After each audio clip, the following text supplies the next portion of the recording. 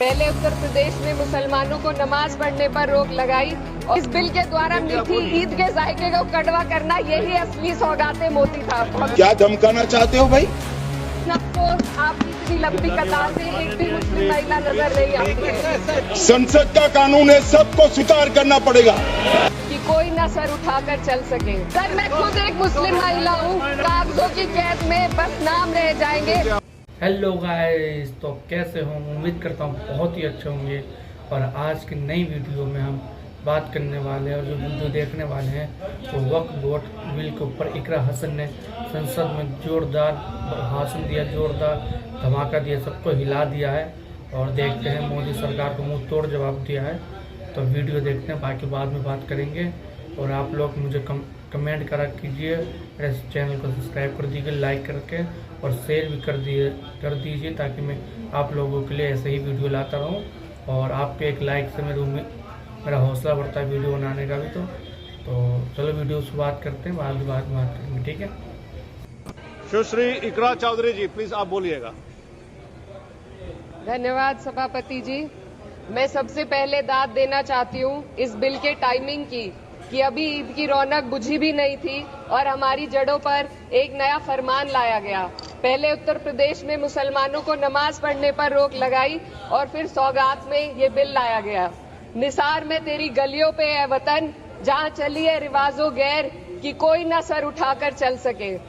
मैं सभापति जी आपको ये बताना चाहती हूँ कि ईद के मौके पर एक विधवा महिला अपनी लड़की के साथ मेरे पास आई और उसने बताया कि वह एक वक्त की प्रॉपर्टी में रहती है, वही उसके सर पर छत का काम भी करती है और उसकी रोजी रोटी भी वहीं से आती है। वो इस बिल को लेकर इतनी फिक्रमंद थी कि कहीं उससे वो उसकी संपत्ति ना छीन ली जाए। वो अकेली एक ऐसी महिला नहीं है, ऐसे लाखों लोग हैं जो वक्त की गरीब महिलाएं जो वक्त की संपत्ति से अपना रोजगार चला रहे हैं। और ये जो वक्फ बाय यूजर क्लॉज के हटाने से लाखों वक्फ की जायदाद अपना स्टेटस खो देंगी और लाखों लोग इसी तरीके के लोग सड़कों पर आ जाएंगे। वक्फ क्या है? वक्फ बाय यूजर क्या है? इसका ये मतलब है कि कोई जायदाद अगर सालों से दीन और भलाई के कामों के लिए इस्तेमाल हो रही हो तो वो खुद ब खुद वक्फ मानी जाएगी। हिंदुस्तान की अदालतों ने भी इस बात को तस्लीम किया है। वक्फ बाय यूजर सिर्फ वक्फ बोर्ड को ही मिली कोई खास सौगात नहीं है, ये बल्कि सभी अन्य धार्मिक ट्रस्टों को परंपरा और यूज के आधार पर बिना किसी डॉक्यूमेंटेशन के धार्मिक चरित्र को डिक्लेयर करने का राइट मिला हुआ है। भारत के संविधान के आर्टिकल 13 क्लॉज 3 में कस्टम और यूसेज को कानूनी वैधानिकता प्रदान करता है। इसी आर्टिकल से वक्फ बाय यूजर भी निकला गया है। इस बिल के कानून बनने पर वक्फ बोर्ड तो इस प्रोविजन से हाथ धो बैठेगा, लेकिन अन्य धार्मिक ट्रस्टों को यह सुविधा जारी रहेगी।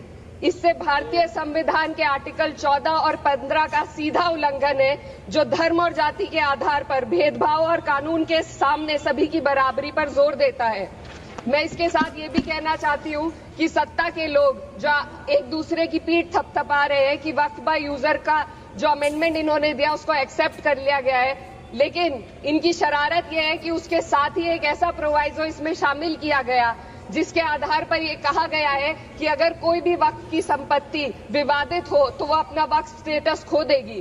तो जो अमेंडमेंट इन्होंने दिया है, जिसको एक्सेप्ट कर लिया गया है, उसका कोई मतलब नहीं है। ये इनकी नीयत है जो साफ जाहिर हो रही है।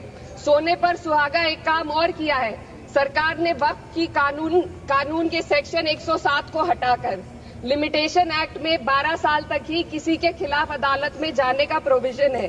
सेक्शन 107 में बोर्ड को लिमिटेशन एक्ट से राहत मिली हुई थी। वक्फ बोर्ड कभी भी अवैध कब्जाधारियों के खिलाफ अदालत जा सकता था।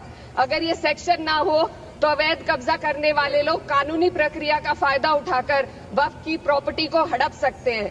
अन्य धार्मिक ट्रस्टों पर भी ये लिमिटेशन एक्ट लागू नहीं होती, तो फिर वक्फ बोर्ड के साथ ये सौतेला रवैया क्यों किया जा रहा है? धर्म को देखकर दोहरी नीति क्यों अपनाई जा रही है? सेक्शन 107 और वक्फ बाय यूजर को अगर एक साथ पढ़ा जाए तो इससे लाखों वक्फ की प्रॉपर्टी पर कब्जा किया जाएगा। इसलिए ये बिल मुसलमान की भलाई का नहीं बल्कि उनके वजूद और विरासत को मिटाने का बिल है।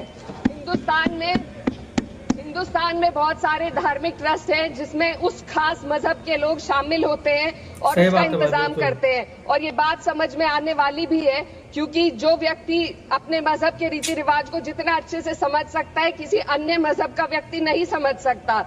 आर्टिकल 26 क्लॉज 2 के तहत धार्मिक संप्रदायों को अपने मजहबी इदारों के एडमिनिस्ट्रेशन का हक देता है, लेकिन वक्फ बोर्ड के बारे में इसको उल्टा किया जा। Sir 2 minute sir please 2 minutes. सरकार इसे एक सेक्युलर बॉडी मान रही है और इसमें गैर मुस्लिमों को शामिल करने की बात कह रही है। आपके मुंह से सेक्युलरिज्म की बात सुनकर अच्छा लगा, लेकिन अगले ही पल ये भ्रम टूट जाता है, क्योंकि आपको सिर्फ दान देने के लिए प्रैक्टिसिंग मुस्लिम का आपने क्लॉज डाला है, लेकिन बोर्ड में बैठने के लिए मुस्लिम होने की कोई आपकी क्लॉज नहीं है। तो इससे आपकी जो दोहरी नीति है वो साफ जाहिर होती है। ये वही सरकार है जिसने राम जन्मभूमि ट्रस्ट में ये लिख दिया कि जिला अधिकारी भी अगर होगा तो हिंदू होना चाहिए। कोई मुझे बताए कि वहां पर सेक्युलरिज्म का रस क्यों नहीं खोला गया। सर आखिर में मैं अपनी बात को खत्म करने से पहले महिलाओं का मुद्दा बार बार उठाया जा रहा है। सरकार का कहना है कि बोर्ड में मुस्लिम महिलाओं को रिप्रेजेंटेशन देंगे। इस कानून से पहले भी मुस्लिम महिलाएं बोर्ड में मेंबर रह चुकी हैं और मिनिमम 2 का प्रोविजन था, उससे ज्यादा भी हो सकती थी। सर मैं ये कहना चाहती हूँ कि सरकार ने महिलाओं के लिए ऐसा कौन सा नया काम किया जिसका ढिंडोरा सरकार का हर सदस्य पीट रहा है। इस बात की तायीद अगर आपकी तरफ से कोई मुस्लिम महिला करती तो आप उसका यकीन भी करते, लेकिन अफसोस आपकी इतनी लंबी कतार में एक भी मुस्लिम महिला नजर नहीं आती है। सर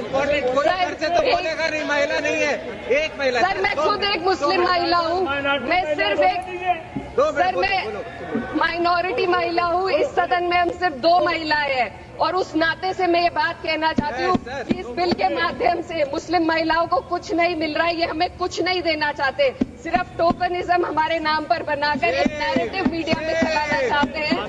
तो ये बिल मुसलमान की भलाई का नहीं, उनकी पहचान को मिटाने का है। सर अंत में मैं बस यही कहना चाहती हूँ कि कागजों की कैद में बस नाम रह जाएंगे, वो जो हमारे थे सिर्फ दावे में रह जाएंगे। इस बिल के द्वारा मीठी ईद के जायके को कड़वा करना यही असली सौगात। तो भाई ये वीडियो बहुत ही अच्छी थी और इकरा हसन ने खूब जोरदार धमाका कर दिया भाई संसद में। इनके लफ्ज में और इनके बातों में बिल्कुल सच्चाई थी और यही देश का माहौल भी है। और इस काले कानून को विरोध करिए, इस काले कानून का विरोध करिए और इकरा हसन का सपोर्ट भी करिए इस बिल के ऊपर। और इकरा हसन जैसी पढ़ी लिखी ही नेता हमें हमारे समाज में चाहिए, हमारे देश में चाहिए। और भाई बहुत अच्छा भाषण इन्होंने दिया लोकसभा में। और बात वही है ना, हम नमाज नहीं पढ़ सकते सड़क के ऊपर, मगर वो सड़क के ऊपर जुलूस भी निकालेंगे, वही नहीं वो कांवड़ यात्रा भी निकालेंगे, वो जो मर्जी करें, मगर हम कुछ नहीं कर सकते भाई देश में। अब तो यही हो, बस ये रह गया। तो आप लोग को एक ऐसी वीडियो लगी आप लोग कमेंट में बताना और मेरे चैनल को सब्सक्राइब लाइक कर देना, बेल आइकन में दबा देना ताकि मेरा हौसला बढ़े, वीडियो बना सकूँ मैं। और भाई इस वीडियो का लिंक अपने बायो में दे दूंगा, तो वहाँ से भी आप इनके चैनल पे जा सकते हो, उनके चैनल को भी सब्सक्राइब कर देना, ठीक है।